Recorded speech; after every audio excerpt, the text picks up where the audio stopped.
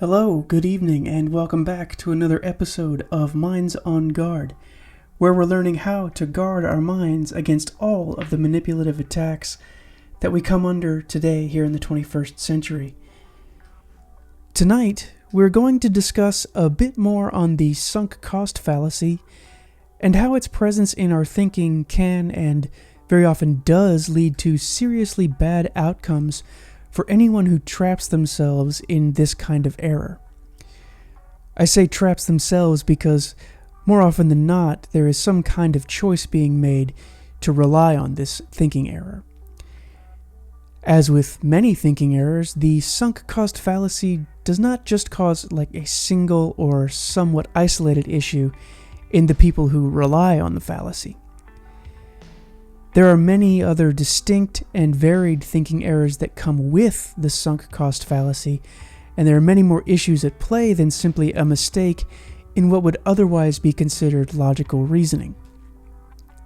As we look deeper, we will discover things like appeals to emotion, particularly that of fear, also appeals to authority, and a generally solipsistic way of operating in the world.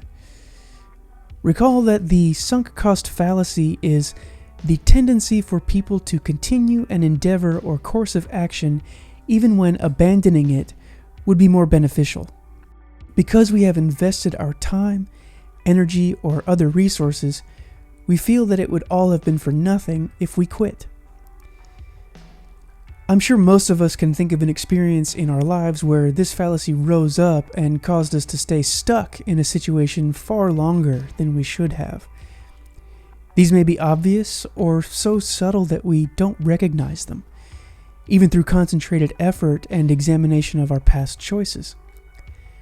Often, when this fallacy is active in our thinking, we have blinded ourselves to the harmful effects of sticking to whatever we have decided to sink further resources into. The question we need to ask ourselves is, why do we do this? Why would anyone, when faced with clear evidence that they have made a mistake, or the investment that they have made is not going to bring forth a positive return, would they dig deeper into the hole that they've dug for themselves? There are many reasons for this. I'll do my best to address a few of them, but we're not going to get to all of them tonight. But the best way to uncover them is to look at specific examples, trying to go piece by piece. As we look, pay attention to areas that cause any discomfort, as these may be signals that these issues are present in your own thinking. This endeavor is meant to be helpful and a time to utilize the tools of self-examination that we've been learning about and honing. So let's dig in.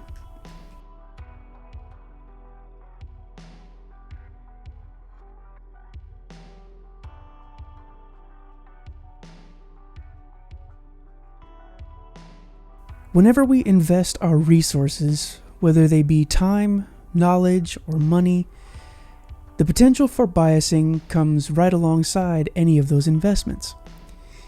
Now, this is not necessarily a bad thing. If we invest in our education, it makes sense that the knowledge that we gain through that investment would be of the type that allows us to place a certain amount of confidence in whatever it is we have been studying. That confidence, however, if left unchecked by logical probing and testing, has the potential to become a bias to the point that it blinds us to errors when we place too much value in our investment. What this actually is a kind of appeal to authority, and it's a common thinking error potentially nested within an appeal to sunk costs. Let's look at an example to see how this works. Say you decide to become a teacher. You had such a great experience in school that you place a high degree of value on the education of young minds, and you want nothing more than to contribute to the collective societal project of furthering the advancement of knowledge through the population. Now, this is a noble choice, as it means that you will be taking on a great deal of responsibility. You will have to care for many young and impressionable people who will be relying on you to help them learn how to think and function in the world successfully. This will require determination and patience, as well as a calm and caring heart. Each student will have their own needs, and if you're to teach for a long period of time, it is a guarantee that you will come into contact with all manner of obstacles that may hinder an individual's learning capacity. It's part of a teacher's job to help students overcome those challenges, and as such, this will require a great deal of knowledge, discipline, and experience with whatever subject you happen to decide to devote your resources toward. The more deeply you understand something, the better equipped you will be to help when unforeseen or unusual issues in learning arise within a child. Along with all of this, every one of the students that you will eventually teach will have parents who necessarily will place their trust in you to educate their children. This multiplies the inherent responsibility of being a teacher, as the trust placed in you by your students' parents will come with the expectation that you do a good job. They are investing in you, just like you have invested in your passion for teaching. This path will come with many challenges, but you want nothing more than to rise to the occasion and become a great teacher. So, with all of this accounted for, you decide to enroll in a teaching program and eventually wind up at a teacher's college where you receive the bulk of your pedagogical instruction. After many years, a great deal of money, and emotional and spiritual investment, you graduate with a degree which indicates to the world that you're certified by a qualified institution to educate children. Congratulations! Your investment is well on its way to paying off. All of the various costs that you've incurred will be well worth the effort when you're able to have a positive impact on the minds of future generations, helping them achieve the prosperous futures that they're seeking. That will be your reward. The service you provide will benefit society as a whole, and we will all be thankful for your contributions to the betterment of humanity.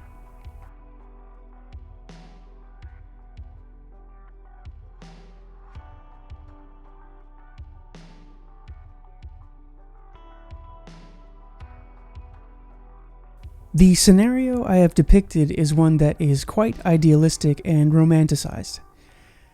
While there may be some individuals for which this idyllic scenario rings more true than not, the reality is that becoming a teacher, with all of the intertwined costs and barriers to growth and positive return on the investment of resources, is extremely difficult, and often not worth the investment in the long run, at least given the state of things today. The problem is, due to the sunk costs that uphold the labyrinthian system that governs and drives education in the United States, we are stuck in a destructive status quo, where the only remediation is to operate entirely outside of the system itself, hence things like YouTube channels. For example, full-time tuition for just 2 semesters at Teachers College Columbia totals to $43,487. And that's before any supplies, books, housing, and food are factored into the equation. Now, at that price, it will afford you 18 of the 120 credits that are required to receive a baccalaureate diploma that is recognized by the U.S. Department of Education. If we were to multiply the cost of just tuition needed to obtain all 120 credits, we're looking at a minimum of $282,665, not accounting for increases due to inflation. When faced with this kind of monetary investment, a student working to become a teacher is all but guaranteed to fall prey to the sunk cost fallacy. Most people will need to take out massive loans to pay that price tag. And those loans will come with interest rates that are applied to the principal cost, which only increase the total amount owed by the prospective teacher. Once they actually make it through the basic accreditation requirements, the job search becomes one that is driven by a need to make all debts square again.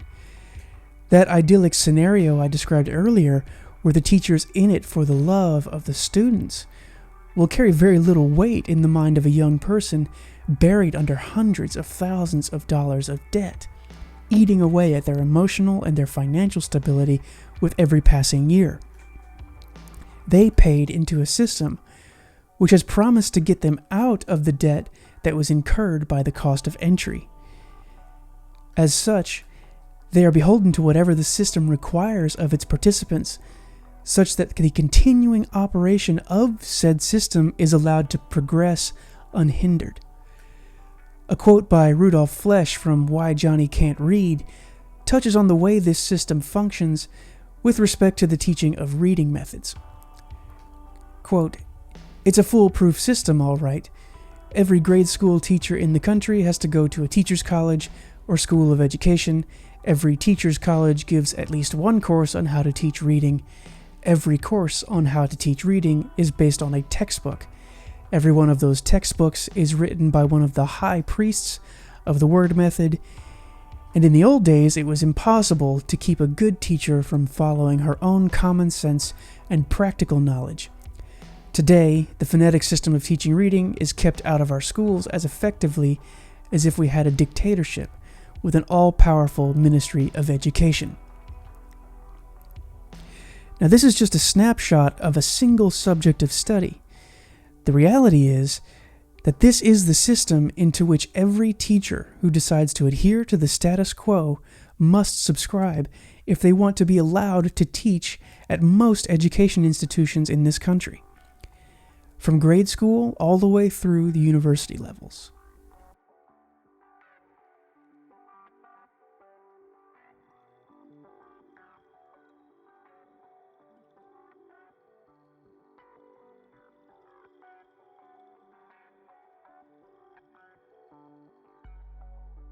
The sunk costs of becoming an accredited teacher within the education system of the United States are incredibly high. Once we look at all of the hurdles that one needs to jump in order to simply enter this system, we are then faced with all of the succeeding and outcropping choices that face anyone who is looking to have a career in education. Thomas Sowell's book, Inside American Education, explains all of the issues that are present in the education system today, which virtually guarantee that only the lowest performing people with respect to intellectual ability will wind up in teaching positions at schools around the country. The heavy pressure from teachers' unions, along with the fear of competition and the loss of hard-won academic positions, drive the pursuit of permanent tenure among college teachers, which can only be achieved through further participation in even more costly coursework after their degrees, thus further driving the sunk cost incentives already at play. The cycle of keeping hold of whatever will allow a teacher to chip away at the debt that they're saddled with continues, all to the detriment of the students, which really is the unspoken cost of a system that prioritizes its own perpetuation for power and profit motives rather than the well-being and prosperity of the young minds that are under the system's care. As Rudolf Flesch noted, it used to be impossible to keep a good teacher from following their own common sense and practical knowledge. Now, due to the overbloated and over-costly system, which discourages and even outright prevents more qualified people from becoming teachers, we are left with those who are willing or simply available to volunteer to pay the costs of becoming teachers.